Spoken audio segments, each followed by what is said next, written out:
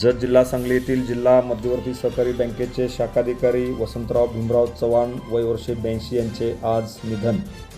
जत जिल्हा सांगली येथील जिल्हा मध्यवर्ती सहकारी बँकेचे शाखाधिकारी म्हणून गेले 20 ते 25 वर्षे कार्य केलेले वसंतराव भीमराव चव्हाण वय वर्षे 82 यांचे निधन झाले। त्यांनी माडगाळ, दरीबडची, डफळापूर येथे उत्कृष्ट काम केले होते। जिल्हा बँकेच्या माध्यमातून अनेक कर्जदारांना चांगल्या पद्धतीने कर्ज पुरवठा करून त्यांचा आर्थिक स्तर उंचावण्याचा प्रयत्न केला होता। त्यांचे आज पहाटे जत येथील मोरे कॉलनी येथे निधन झाले। त्यांच्या पश्चात पत्नी, 2 मुली, 2 मुले, नातवंडे, सुना असा परिवार आहे।